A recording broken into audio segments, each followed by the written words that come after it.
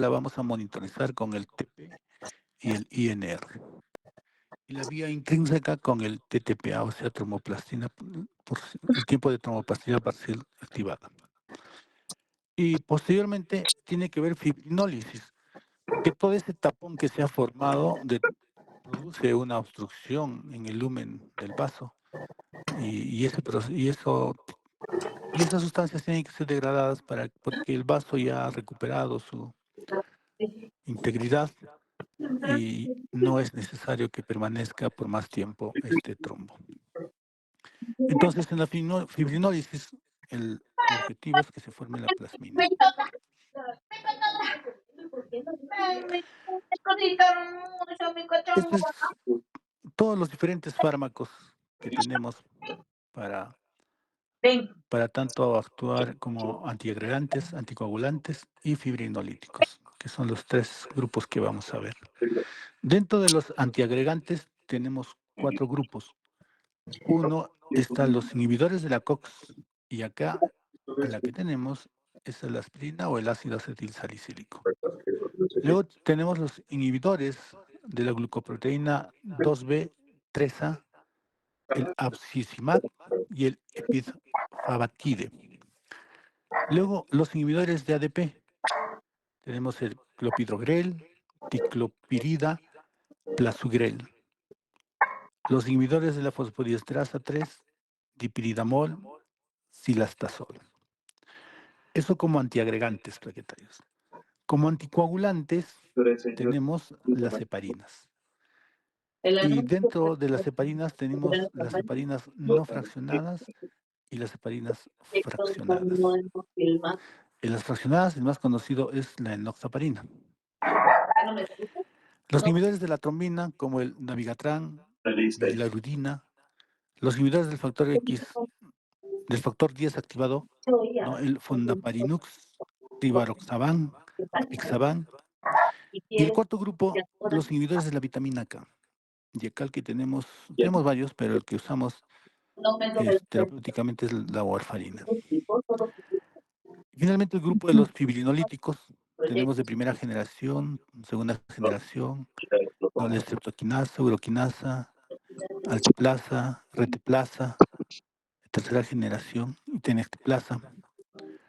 Y bueno, y los prohemostáticos, es decir, para evitar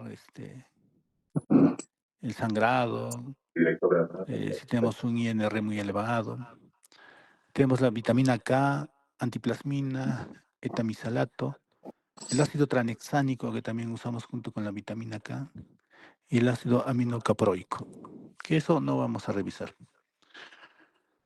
Muy bien, todos estos fármacos tienen categoría C en el embarazo, riesgo-beneficio.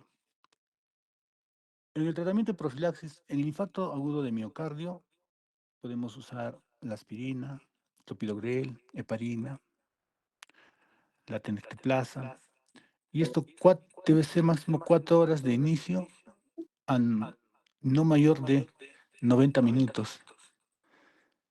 Podemos usar en la tromboembolia pulmonar la heparina, la retaplasa, en la trombosis venosa profunda la heparina, en la terotrombosis la aspirina, fibrilación auricular y prótesis cardíacas, ¿no? Todos los anticoagulantes, heparinas. Profilaxis en el ACV y ACV con criterios. Todos estos van a tener efectos adversos agudos, pueden producir hemorragias graves, pueden producir anafilaxia. Los antiagregantes pueden ser hepatotóxicos, síndrome de Rey, púrpura, diarreas, resistencia al clopidogrel se puede desarrollar. También con los anticoagulantes, trombocitopenia, osteoporosis, alopecia, necrosis cutánea, cefaleas. Y los fibrinolíticos puede desencadenar un shock anafiláctico, arritmias por reperfusión, shock cardiogénico, convulsiones y ACV hemorrágicos. Puede haber interacciones y hay que tener cuidado en dar antiagregantes y anticoagulantes, ¿no? Alteplasa y anticoagulantes, porque pueden presentar los efectos adversos. En general, la farmacocinética de estos, la absorción hay por vía oral y por vía parenteral, La distribución es en general en todo el cuerpo. El metabolismo fundamental es a nivel hepático y la excreción es renal. Muy bien, primero vemos el panorama de todos los medicamentos que tenemos en la hemostasia y vamos a hacer una pequeña revisión. Bueno, estos son los diferentes fármacos y cómo se han ido creando durante el tiempo, ¿no? De repente los inhibidores directo del factor 10 activado, los más recientes. Y esta es su fórmula. Teníamos, en esta parte vemos que tenemos una cadena de la heparina, pero es una cadena larga la heparina. Y de esta heparina hemos tenido las heparinas de bajo peso molecular, como la enoxaparina, que no es más fácil, más práctico poder usarlo, ¿no? Pero evidentemente hay pacientes en los cuales sí tenemos que usar la heparina. Muy bien. Entonces, primero vamos a ver los antiplaquetarios. Para conocerlos, para entenderlos, el mecanismo por el cual actúan los antiplaquetarios, una pequeña revisión de la hemostasia primaria. Cuando se daña el endotelio de los vasos, va a producirse una vasoconstrucción donde va a actuar el tromboxano A2, ¿no? La endotelina. No se va a liberar óxido nítrico porque pues, produciría vasodilatación y esto no ayudaría a la hemostasia. Después de la vasoconstricción se va a formar el tapón plaquetario. Primero la adhesión. La adhesión de las plaquetas hacia la matriz que está expuesta va a ser gracias al colágeno, al factor de Braun-Willebrand, ¿no? Y la activación de diferentes factores de coagulación por exposición a los factores tisulares. Luego va a producirse la activación y secreción de las plaquetas. Y la parte central de la activación de las plaquetas es la fosfolipasa C, que lo vamos a explicar más adelante, ¿no? También la fosfolipasa A2 para la acción sobre los fosfolípidos y la formación de ácido araquidónico. Cuando se activa la plaqueta, finalmente hay una degranulación o una secreción de diferentes compuestos, ¿no? Fibrinógeno, tromboplastina, trombospodina, calcio, serotonina, histamina, ADP, glucoproteína 2B3A, que van a favorecer principalmente a la agregación plaquetaria. ¿No? A la agregación plaquetaria. Y eso es lo que vamos a ver. Y finalmente, todo este proceso va a terminar con la formación del trombo blanco, que es más débil, y por eso necesitamos la formación del trombo amarillo. Muy bien. Decíamos que cuando se expone la matriz, se expone el colágeno, actúa el factor de von Willebrand, los cuales van a fijar y van a activar a las plaquetas. El colágeno va a actuar junto con las glucoproteínas 6, glucoproteínas 1A, 2A, y van a activar la fosfolipasa 2. La fosfolipasa 2 van a actuar los eh, para la formación de ácido araquidónico, ¿no? Y una vez formado el ácido araquidónico, va a actuar la COX, ¿no? La fosfolipasa 2 para favorecer esto. Y finalmente, la ciclooxigenasa 1, que es la que actúa acá, la finalidad es la formación del tromboxano A2. El tromboxano A2, el tromboxano ya tiene acción en la contracción del vaso, pero tiene un receptor que es un receptor acoplado a proteína G, el cual finalmente va a activar la fosfolipasa C y la fosfolipasa C va a activar y va a formar el inositol de trifosfato. El inositol de trifosfato es importante porque gracias al inositol de trifosfato se va a liberar el calcio acumulado en unos canalículos dentro de las plaquetas. Las plaquetas no tienen retículo endoplasmático, no solo canalículos donde están acumulados el calcio. Entonces, este calcio va a ser liberado hacia el citosol y esto va a favorecer la secreción o la degranulación de los diferentes componentes intracelulares que hay y se van a ir hacia el exterior el fibrinógeno, el factor de von Willebrand, tromoplastina, trombosporina, las glucoproteínas 2B3A, el ADP. Muy bien. El ADP también potencia esta actividad porque el ADP tiene unos receptores que también son receptores G acoplados, o receptores acoplados a proteína G. Estos receptores son los PDIE, hay el PDIE1 y PDIE12 que son los fundamentales, que finalmente también van a activar la fosfolipasa C. Y con esto se va a potenciar la liberación de calcio y la degranulación de la plaqueta.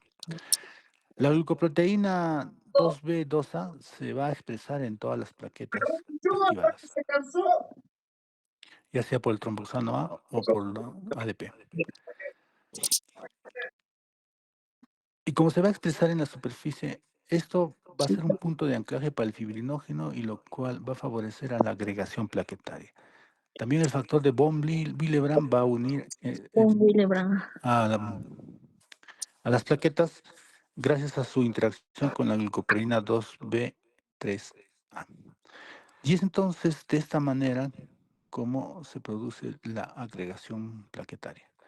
Entonces, esto está bien si va a favorecer, a mantener la hemostasia. Pero cuando se produce un cuadro patológico en el cual hay una sobreactivación de la coagulación o hay una agregación plaquetaria que pone en riesgo, por ejemplo, la irrigación del cerebro, del corazón, entonces nosotros debemos evitar que haya agregación plaquetaria.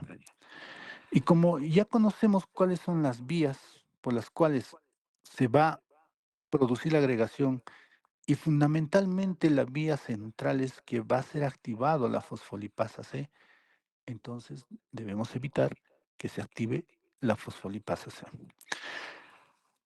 E inhibimos todas las vías de las que hemos hablado. Si el COX va a formar tromboxano A2 a partir del ácido araquidónico, entonces hay que evitarlo, porque el tromboxano A2 es de repente el factor que más preponderante en la activación de la fosfolipasa C. ¿Y cómo lo inhibimos? Usando ácido acetilsalicílico principalmente o trifusal. Y recuerden que las dosis de ácido acetilsalicílico como antiagregantes son dosis bajas. Entonces, no se activa la fosfolipasa C, no se forma el inositol trifosfato, no se libera calcio, no hay degranulación y no hay agregación plaquetaria. Pero no vamos a llegar en un momento en que todos recién se van a activar. Tú llegas en el momento en que algunos recién se van a activar, algunos ya están activados, algunos ya están en secreción, ¿no es cierto? Y por ejemplo ahí vamos a usar inhibidores también de la glucoproteína 2B3A. Estos inhibidores van a evitar la agregación plaquetaria por la unión con el fibrinógeno. Acá tenemos el abscisimmab, que es un anticuerpo monoclonal, el único anticuerpo monoclonal que usamos en hemostasia. La eptifabatida, tirofiban, lamifibán. Y como el otro que potenciaba la activación de la fosfolipasa C era el ADP, tenemos inhibidores de la P2Y, que es su receptor. Con estos medicamentos vamos a evitar que el ADP se una a sus receptores, lo vamos a bloquear con la ticlopidina, clopidogrel, plasugrel, cangrelol, ticagrelol, elinogrel. También hay los inhibidores de la fosfodiesterasa que en cierta medida van a activar también la fosfolipasa 2 y podemos actuar inhibiendo con el silostazol y la dipictamol. Entonces, este es el panorama molecular por el cual podemos inhibir la agregación plaquetaria.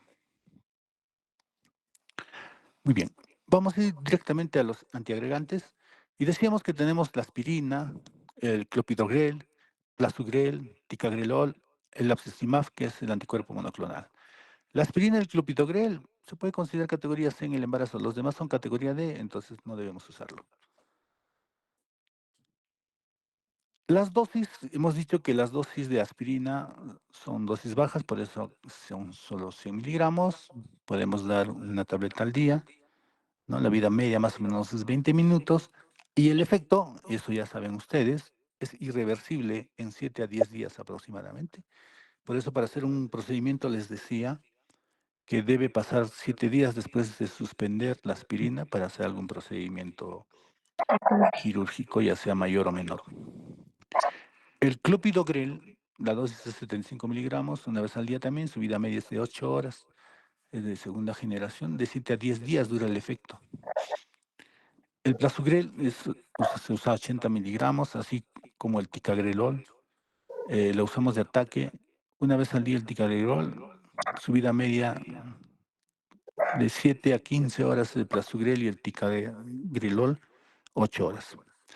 El primero es más potente, más estable y el segundo no se metaboliza. Y la cizimab es un anticuerpo monoclonal, entonces tenemos que darlo por bolo, ¿no?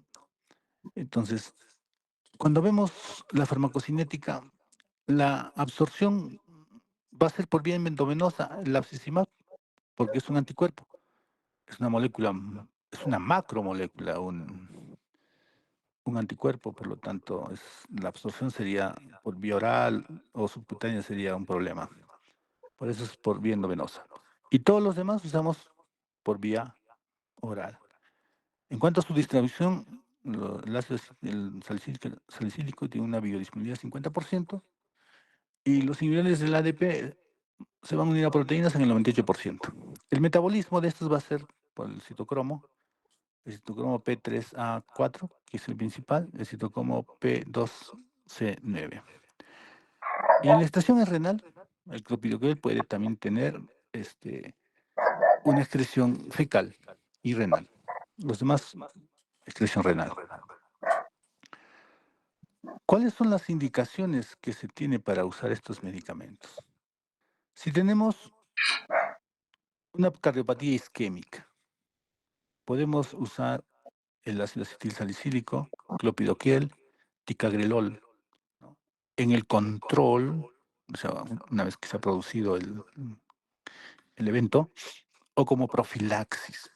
O sea, aquellos pacientes que tienen riesgo de tener un evento isquémico. Los pacientes hipertensos les damos aspirina como profiláctico para que no ocurra una agregación y produzca un cuadro isquémico. En pacientes, por ejemplo, que están mucho tiempo postrados para evitar formar. Entonces, también podemos usarlo en la fibrilación auricular, pero hay que tener cuidado ahí. La aspirina, el clopidogrel, podemos usarlo. Cuando usamos un stent, posterior al uso del stent, ¿por qué usamos un stent? ¿No? Porque como ven acá, pueden ver placas aterómicas que finalmente su cápsula se fractura, se exponen todos los componentes que están dentro de la cápsula del ateroma y estos productos favorecen a la agregación plaquetaria, ¿no? Activan la agregación plaquetaria y se forma un trombo. Y a veces puede estrecharse por estas placas ateromatosas tanto el vaso, y usamos stent para dilatarlos. Aunque los stent de ahora ya tienen sustancias que evitan la agregación plaquetaria, pero todavía en el mercado hay stent que no tienen adicionado un antiagregante y pueden favorecer la agregación plaquetaria. Entonces, en esos casos usamos los antiagregantes posterior a la ubicación o a la colocación del stent. Cuando vamos a hacer intervencionismo cardíaco, es decir, hay un momento en el cual podemos usar los antiagregantes, hay un momento en el que podemos usar los fibrinolíticos y hay un momento en que también es necesario hacer intervencionismo cardíaco para reperfundir el vaso obstruido. ahí podemos usar el Abscisimav. En la flebotrombosis, trombosis arterial, y hay que entender esto, ¿no? Hay dos términos que hay que diferenciar: la tromboflebitis y la flebotrombosis. La tromboflebitis es la inflamación básicamente de las venas, ¿no? Y la flebotrombosis es la formación del coágulo. Y lógico, la trombosis arterial. ¿Cómo vas a sospechar que tu paciente tiene una flebotrombosis? Generalmente, como les digo, son en pacientes que tienen algún riesgo, ¿no? Las trombosis, las trombosis venosas se producen finalmente en pacientes que están postrados crónicos. Por ejemplo, un paciente después de un accidente cerebrovascular que no ha recuperado la movilidad y queda postrado. En ancianos con muchas comorbilidades, ¿no? Entonces, estos pacientes pueden desarrollar flebotrombosis. Entonces podemos usar la aspirina, clopidogrel y el ticagrelol en estos casos. Si tenemos un accidente cerebrovascular o un evento isquémico transitorio, podemos usar también cualquiera de los tres, pero solo hasta las 3 horas, no más de allá, no se puede usar. Ahora, ¿qué hacemos en el síndrome coronario? El síndrome coronario, evidentemente, es vamos a caracterizarlo como un dolor en el pecho, o sea, una angina, y, y una alteración en el segmento ST en el electrocardiograma. Muy bien. Entonces, las anginas las clasificamos en anginas estables e inestables. Y el síndrome coronario va así. Puede haber una angina inestable y de angina inestable puede pasar a un infarto. Ahora, puede ser difícil distinguir adecuadamente si es una angina inestable o ya es un infarto. En ese caso, ¿qué vamos a hacer? Primero, la angina estable es aquella que desaparece con el reposo, eso está claro. La angina inestable es un dolor que no va a calmar con el reposo, para empezar. Y el infarto agudo de miocardio tampoco va a pasar con el reposo. Entonces tenemos esas dos posibilidades y nosotros tenemos que distinguir a cuál de los casos estamos enfrentando. Bien, si estamos con una angina inestable o un infarto por un dolor persistente en el precordio, hacemos un electrocardiograma. Tanto en la angina inestable y en el infarto agudo de miocardio va a haber elevación del segmento ST, ¿ya? Va a haber elevación del segmento ST. En los dos. Ahora, ¿cómo vas a diferenciar si es un infarto, si es una angina inestable o un infarto? Vamos a dosar las enzimas cardíacas. Si las enzimas cardíacas están elevadas, diagnosticamos infarto. Si las enzimas cardíacas no están elevadas, diagnosticamos angina inestable. Pero puede haber infartos, y he visto algunos casos, en los cuales no hay elevación de las troponinas, pero el paciente puede seguir teniendo un dolor persistente y, y hay que descartar si es que hay infarto, ¿no? Y ahora tenemos las troponinas ultrasensibles que nos permiten distinguir eso. Muy bien, entonces, ¿cómo vamos a actuar sobre el síndrome coronario? Porque podemos usar la aspirina, el clopidogrel, prasugrel y el Abscisimav. Muy bien. Si un paciente viene con un evento, ¿no es cierto?, de un síndrome coronario, evidentemente hay que hacer el ABCD en el paciente y podemos empezar con una aspirina o clopidogrel. La aspirina podemos usar 300 miligramos, clopidogrel 450 miligramos, ¿no? Y hacemos nuevamente un EKG. Si el ST sigue elevado, ¿no? Y estamos todavía menos de 90 minutos de, del evento que se inició, podemos hacer cateterismo, ¿no? Podemos hacer cateterismo. ¿Y ahí qué usaríamos? El abscisimaab. Pero si estamos ya a más de 90 minutos del evento, ya no se hace cateterismo. Ya tenemos que usar fibrinolíticos, ¿no? Y bueno, si el ST no está elevado, ya podemos usar heparinas, ¿no? O inhibidores de la glucoproteína 2B3A, si es que no está elevado. Es decir, si el ST que estaba elevado inicialmente, le hemos dado aspirina, clopidogrel, y con esto ya no hay elevación del ST, podemos dar al paciente heparinas o inhibidores de la glucoproteína 2A. Estos son todos los efectos adversos, no agudos. Puede haber hemorragia digestiva que frecuentemente pasa, y especialmente en pacientes que ya tienen algún antecedente de alguna enfermedad como una úlcera. Puede producir alergia, ¿no?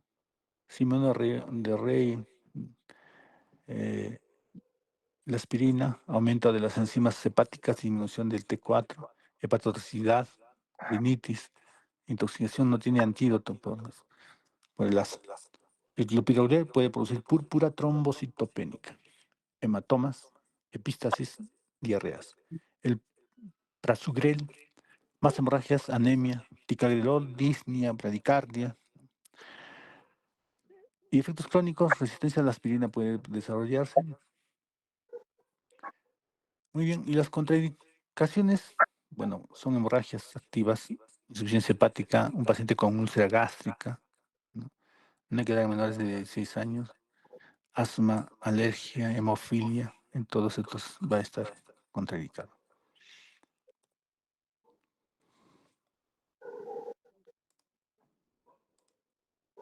Muy bien, y ahora pasamos a los anticoagulantes, o sea, la formación del trombo amarillo y la fibrina.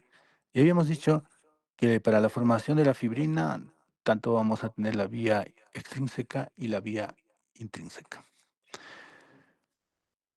¿Cuál es la finalidad de la activación de la vía extrínseca o de la vía intrínseca? Es formar la protrombinasa, que es un complejo formado por el factor 10 activado, el factor 5 activado, el calcio, fosfolípidos. Y la finalidad de esta protrombinasa, ¿qué va a hacer? Va a actuar sobre la protrombina, que es el factor 2, y lo va a convertir en trombina, que es el factor 2 activado. Por la vía extrínseca, ¿no? Va a haber la acción de varios de estos factores de coagulación que estamos viendo. Y la vía intrínseca, que pues por vía del factor tisular, es una vía mucho más corta, más rápida. También, pero finalmente el objetivo es activar al factor 10. Una vez que se ha formado la trombina potencia la actividad del 5A, del 10A, del 8A, del 9A. Y esta parte que es la vía extrínseca, lo medimos con la tiempo de tromboplastina parcial activada, que es de 25 a 25 segundos. Y la vía extrínseca, vamos a medirlo con el TP y el INR, ¿no? El TP entre 10 a 14 segundos, o sea, el tiempo de protrombina, y el INR es de 0.93 hasta 1.3, normal. Muy bien. Entonces, todas estas vías, estas dos vías, la finalidad es que se forme trombina. Es el factor 2 activado. ¿Y la trombina qué va a hacer? Va a formar el fibrinógeno, va a transformar el fibrinógeno en fibrina, que es el factor 1 activado. Muy bien. Y vamos a tener fibrina. Pero la fibrina tiene que unirse para formar la malla que pueda preservar el tapón hemostático, ¿no? Además de que la trombina va a transformar el factor 1 en factor 1 activado, va a actuar sobre el factor 13 y lo va a convertir en el factor 13 activado. La finalidad del 13 activado es unir las moléculas de fibrina, ¿no? Y las une con una unión tan potente, la más potente de las uniones que hay, o sea, una unión covalente.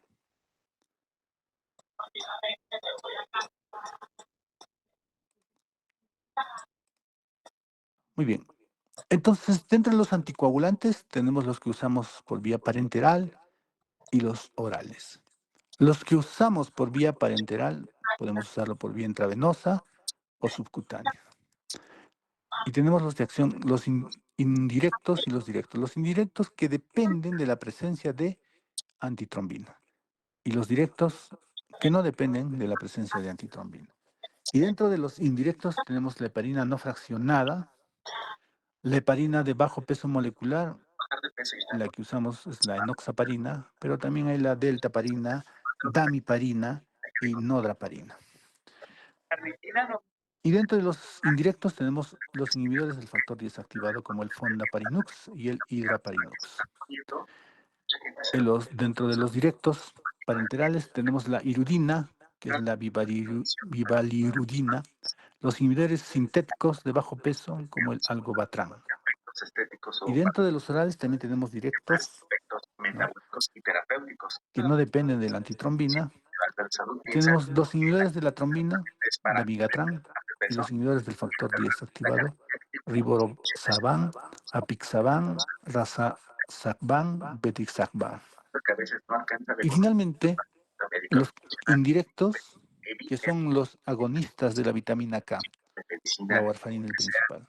También hay el dicumarol, acenocumarol, fenildiona, difenadiona.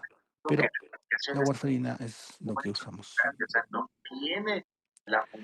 La heparina no fraccionada es una molécula muy grande, pero principalmente tiene acá un pentasacárido que es el que se va a unir a la antitrombina y van a actuar sobre el factor 10A, inclusive sobre el 2A, ¿no? Y aquí tenemos la heparina sódica. Y con esto, inhibición, no se va a formar la cosa fibrina con esta inhibición. Y si inhibimos el factor 10A, no se va a formar tampoco trombina. Entonces, tenemos acá que se puede usar por vía subcutánea, endovenosa. Hay que monitorizar el TTPA porque hay que tener cuidado, puede que sangrar. Y es un monitoreo constante, ¿no? Y realmente es para usarlo en un entorno hospitalario. La dosis de efecto es variable, hay mayor probabilidad de trombopenia, mayor probabilidad de osteoporosis, eliminación saturable y tiene un antídoto. Si nuestro TTPA se está disparando o el paciente está teniendo ya hemorragia, usamos la protamina, que es su antídoto.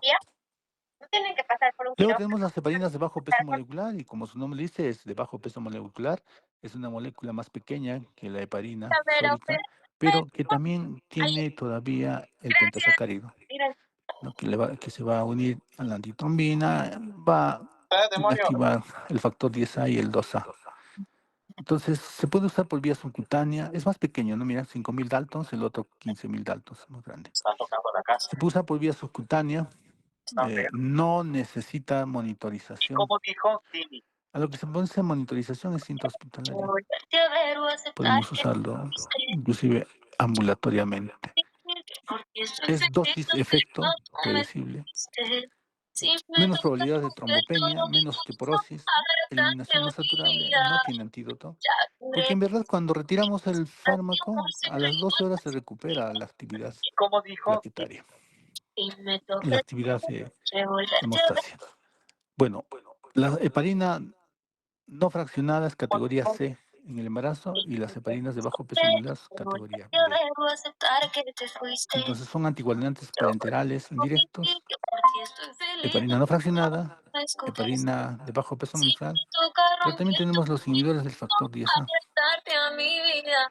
¿no? Y los inhibidores del factor 10A tenemos el fondaparinux y el idaparinux, que usamos por vía subcutánea, no necesita monitorización, es dosis-efecto, predecible, solo bloquea al 10A, listo, no al factor, o sea, no a la trombina. Muy bien. Pero también tenemos los directos que van a inhibir la trombina, mivalirudina y el argobatrán. Los inhibidores del factor 10A son categoría B en el embarazo, así que son seguros. Entonces decíamos que tenemos heparinas no fraccionadas, heparinas de bajo peso molecular. La heparina no fraccionada, las dosis son de 8 unidades por kilogramo, tiempo de acción de 2 a 3 días, vida media 90 minutos, dura 12 horas. La enoxaparina, que es una heparina de bajo peso molecular, de 20 a 80 miligramos, una vez al día, 4 horas, dura de 12 a 24 horas. Damos 2 dosis por día, por ejemplo en el TEF, pero también en la tromboembolia pulmonar. El fondaparinux, que es un anti-10A, sus dosis aquí están, su vida media, su prevención, y el bivalirudina, que es un anti-2A, su dosis y sus bolos. Como podemos ver, la absorción de estos medicamentos en lo venoso son la heparina no fraccionada, ¿no? Y subcutáneas, todos los demás podemos usarlos, subcutáneas. Su distribución de todos es 10%, 100% en todo el organismo. Su metabolismo, la enoxaparina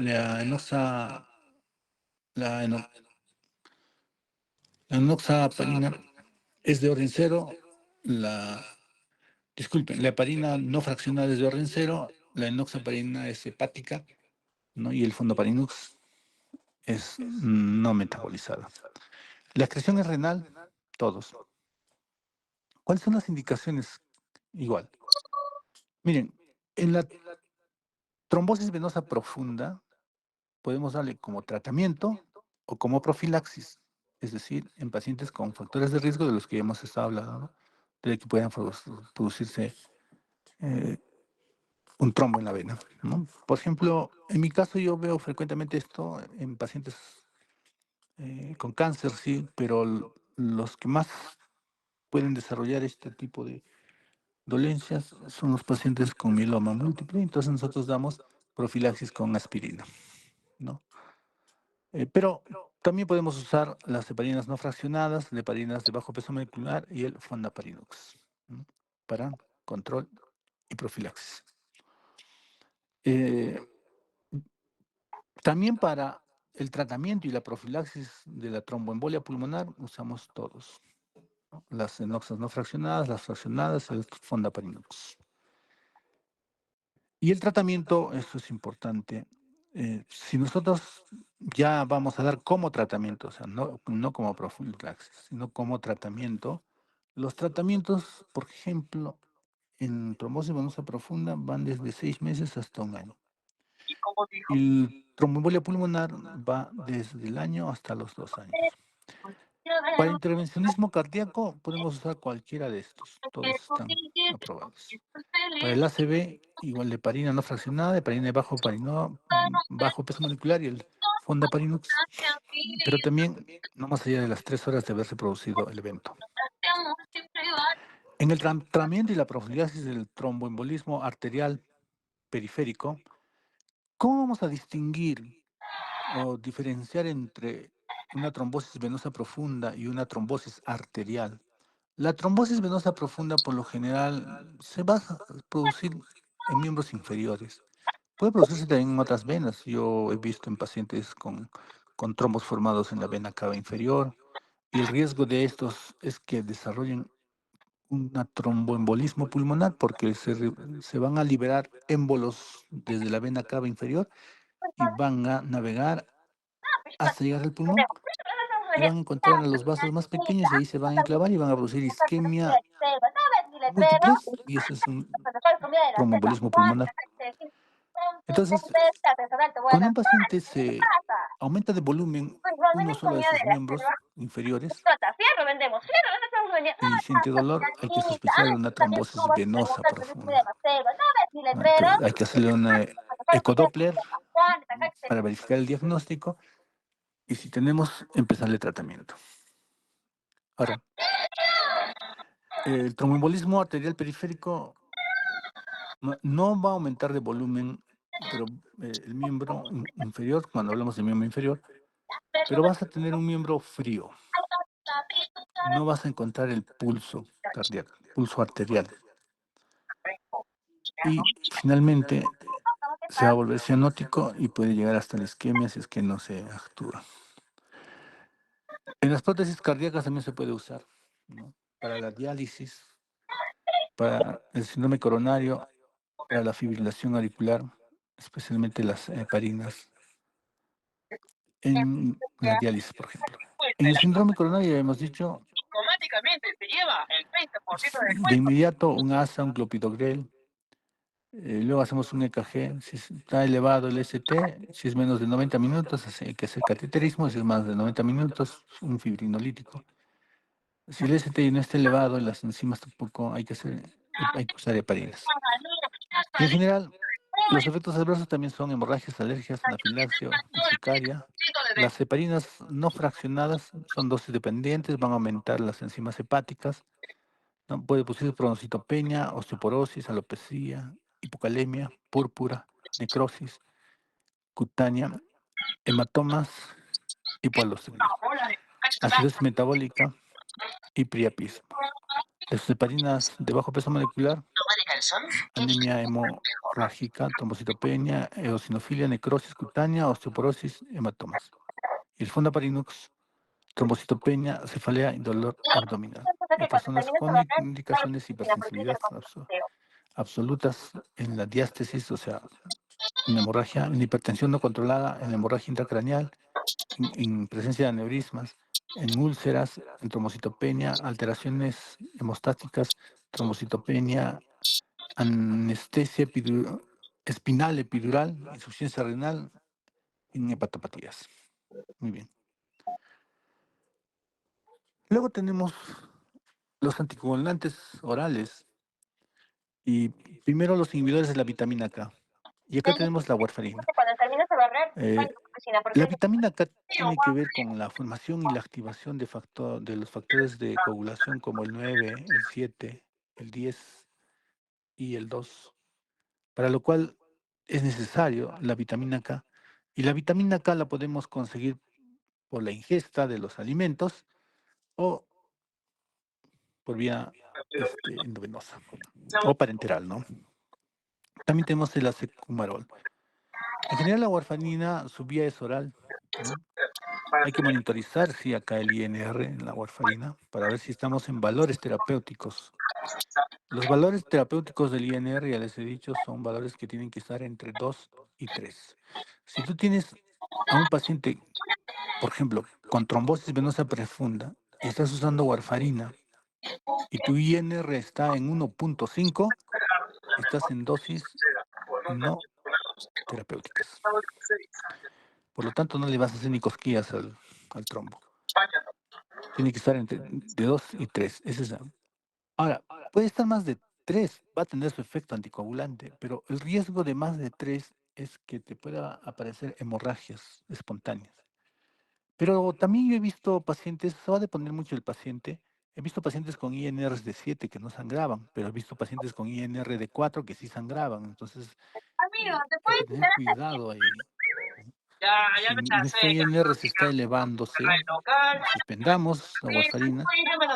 Si es muy alto, pongamos vitamina K para revertir esto. ¿Cómo funciona esto?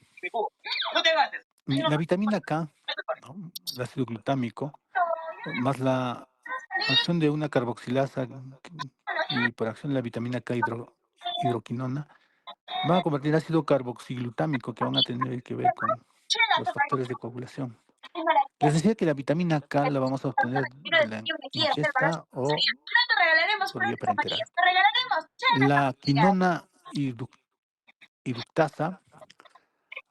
disculpen, la quinona reductasa va a convertir la vitamina K en vitamina K hidroquinona.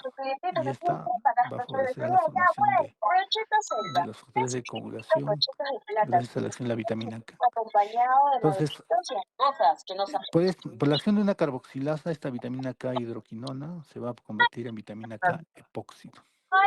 Y esta vitamina K epóxido, por acción de la epóxido reductasa, se va a formar otra vez en vitamina K y otra vez empieza el círculo. Entonces, lo que hace la warfarina es inhibe la epóxido reductasa y la quinona reductasa, y con lo cual los factores de coagulación no se van a formar. Luego tenemos los inhibidores de la 10A, o sea, tenemos los inhibidores de la 10A que son por vía parenteral, pero también tenemos por vía oral, como el apixaban, rivaroxaban, raxasaban y betisaban. Por vía oral tiene antídoto. Y los inhibidores de la trombina, también por vía oral, en la 2A activada, el abigatran. Y su vía oral vamos a usar. Entonces, cuando usamos la warfarina, ya habíamos dicho, hay que monitorizar el INR. Bueno, aquí están sus características farmacocinéticas. Por vía oral todos vamos a usar. La warfarina, 99% se van a ir a proteínas. Los anti-10A, como el apixaban, 80-100%. Metabolismo va a ser hepático, pues, citocromo P450, y la excreción va a ser renal. Pero la warfarina tiene una excreción hepática. Las indicaciones igual en la profilaxis de la trombosis y tratamiento de la trombosis venosa profunda, warfarina, el anti-10A, los antidos. En el tratamiento y la profilaxis también de la tromboembolia pulmonar, en la fibrilación auricular, en el ACV antes de los 30 minutos, en el caso de prótesis cardíacas, cirugía de prótesis cardíacas, en el trombolismo arterial periférico, ¿no? Y el síndrome coronario también podemos usarlo. Finalmente, los fibrinolíticos, ¿no? ¿Cuál es la función? Que se forme la plasmina. La plasmina es la que va a degradar la fibrina. Y finalmente ese coágulo, ese trombo, se va a disolver, ¿no? Entonces, el mecanismo de acción de los fibrinolíticos, vamos a tener acá el reteplasa, el tenecteplasa, ¿no? Y acá también vamos a tener los otros activadores, la estreptoquinasa, la uroquinasa, fundamentalmente. ¿No? Los de primera condenación son la estreptoquinasa, la uroquinasa; los de segunda generación, tenecteplasa, reteplasa, amisteplasa, saruplasa; tercera generación, reteplasa, tenecteplasa, lenoteplasa. Estas son sus características farmacocinéticas, sus dosis, sus tipos de acción. Su absorción endovenosa, los de primera y segunda generación, y también podemos por difusión, y la tercera generación en bolo podemos usar.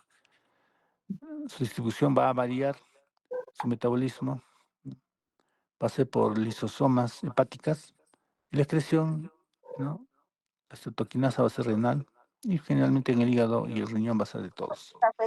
¿En qué podemos usar? En la trombosis venosa profunda, el anteplasa, la estreptoquinasa y la uroquinasa también, el alteplasa. En la tromboembolia pulmonar, también todos ellos, la estreptoquinasa. En el tromboembolismo arterial periférico, en el derrame pleural empiémico, en el ACV isquémico, también igual, no más de 3 horas del evento. Efectos adversos, hemorragia, anafilaxia, urticaria van a producir todos estos. Muy bien, chicos, esto es